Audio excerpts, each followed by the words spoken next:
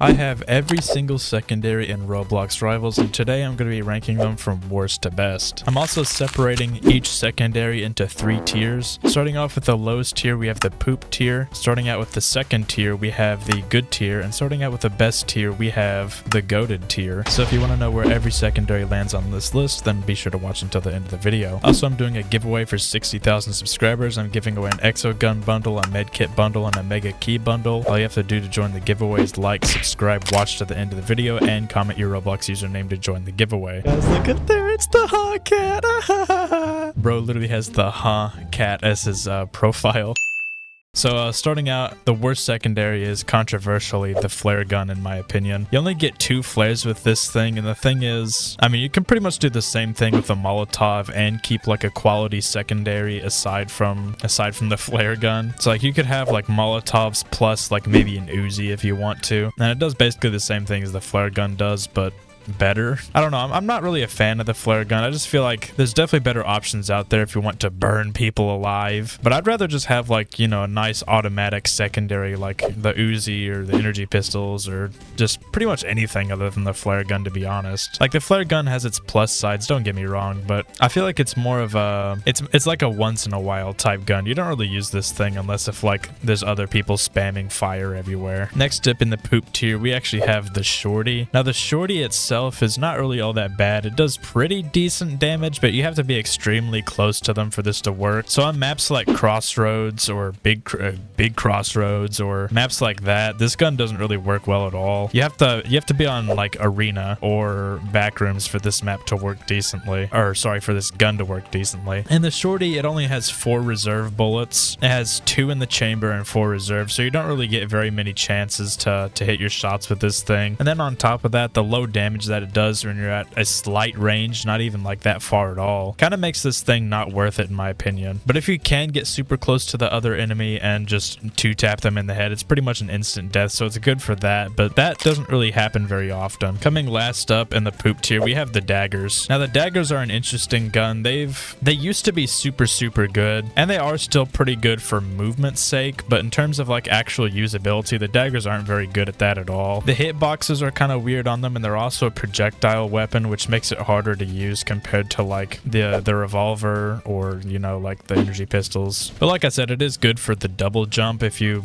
like to move around a lot, but then it's still pretty hard to use, which it does its job most of the time, but I also feel like the damage is kind of low for what you can do with it. It's like 15 damage to the body, but it does pretty decent critical hit damage. It's just not enough in most circumstances, and then that's especially considering how good the daggers used to be. It's just an extreme fall from grace in my opinion. They used to be so much better back in the day. Now they're just kind of hard to use and they're kind of clunky. Overall, I think there's definitely better secondaries out there, and that's why it's placing so low.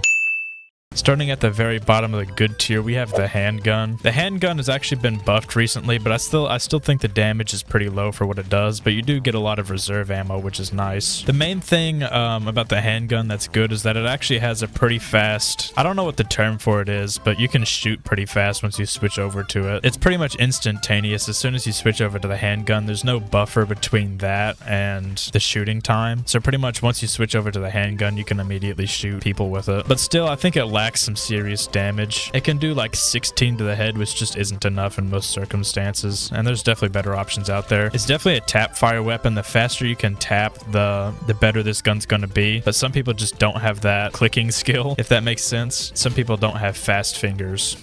Pause. Coming up second in the good tier, we have the exo gun. The exo gun is definitely a popular weapon, but I still think it lacks in some circumstances, especially since you only get 6 bullets and it's hard to kill somebody with the amount of damage that it does. It does like 15 to the body, and it doesn't do all that much more to critical hit the other person. You can't even kill somebody with like 1 full magazine on the exo gun. Well, not really magazine, but you understand what I'm saying. 1 full reload is not enough to kill somebody if you hit all critical hits, and then you don't even even get that much reserve ammo, so you run out of ammo pretty fast on the exo gun. The only really good thing about the exo gun that puts it a little bit higher on the list compared to other guns with low damage is that the exo gun can go through katanas and shields, and that's pretty much the main benefit to the exo gun. And it's also splash damage, so you can hit the ground and do damage to them, and you don't even have to really hit them. So if you suck at aiming, the exo gun's probably pretty decent. But assuming most Rivals players actually play on mobile, it just makes no sense to use the exo gun at all, especially if you already have auto aim and auto shoot in the first place. I just think there's much better secondaries out there that do way more damage than this thing and actually have some of the same benefits as the exo gun. Which brings me to my next gun in the good tier, which is actually the spray. The spray has pretty much the same benefits as the exo gun, but doing more damage. The spray can go through katanas and riot shields as well, plus also doing more damage. The only thing about the spray though is that it doesn't have splash damage, but that's not necessarily a problem because it's not really hard to hit your shots with the spray. It is a 3-round burst, which not everybody's a fan of, but that's completely fine to me. And you also get plenty of reserve ammo. You get 90 bullets in a magazine, or sorry, 90 bullets in reserve, 30 in a magazine. 90 in a magazine would be crazy, but I think it offers a slightly better experience compared to the exo gun. You can just do a lot more with the spray than you can with the exo gun, because the exo gun also only has like 6 bullets in a magazine or so, whereas the spray has 30. You can just use the spray for longer than you can compared to the exo gun, which kind of gives it the edge over the exo gun in my opinion. This brings us to the last gun in the good tier, which is the slingshot. The slingshot has also been kind of a fallen from grace type of gun. It used to do a lot more damage. Now granted, it does still do a lot of damage and it's pretty good, and it was kind of hard for me to place it because it used to be a lot better, especially back in the day. It used to be easily the best secondary in the entire game, arguably one of the best guns in the entire game, but now it just kind of lacks in the damage department after it got nerfed. It doesn't do critical hit damage anymore, so whether you hit the head or the body, it does the same damage no matter what. It does have nice ricochet, kind of like the energy gun, but a lot better. And it may seem like you get like a lot of ammo with this thing, or I guess balls, because you shoot balls with this thing, but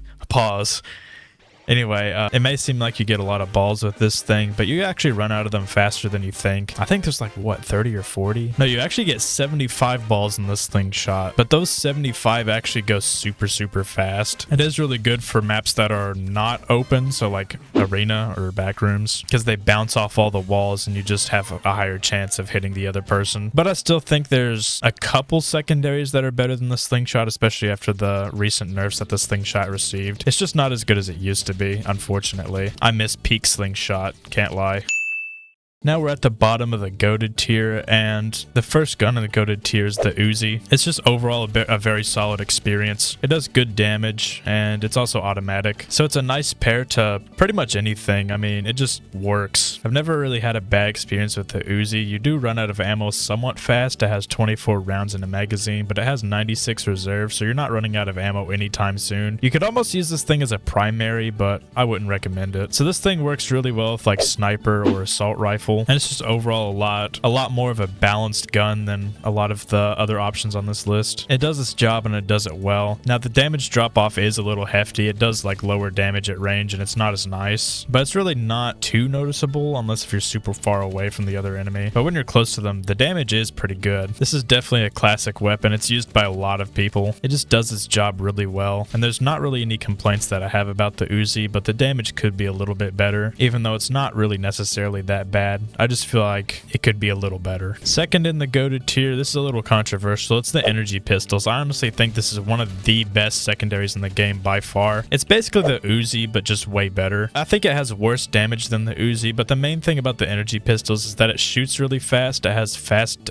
movement, and not only that, but you get unlimited ammo, so you could shoot this thing as much as you want with no consequences at all. You can literally just hold down the left click button and there's nothing the enemy could do about it, and you can just kind of move around, and it's just hard to counter the energy pistols unless if you have like a katana, and that's kind of the main problem with the energy pistols, is that you could easily just whip out the katana and boom, you're dead. But the thing about the katana is, like, once you see the katana come up, you just let go of that left click button and you're good. It's not really that hard to counter the katana even with automatic weapons, in my opinion. You just have to have the skill for it, because once their katana goes down, there's like a couple seconds between that and when they open up their gun, and you can easily kill them in that time. It's just overall definitely one of the best automatic guns in the game since it's just so spammy. The unlimited ammo is just super pay to win, and there's really nothing like it that I've ever used in any FPS game, and that's what I like about the energy pistols. It's just so good but so unique at the same time. And coming in at number 1, the best secondary in the game is the revolver. It's just a perfect balance between damage and performance. You get plenty of reserve ammo. Now you have to have somewhat decent aim to use this thing, but it's really not that bad. Comment your list down below, and if you want to see more videos like this, be sure to subscribe, and I'll see you guys on the next Rivals video.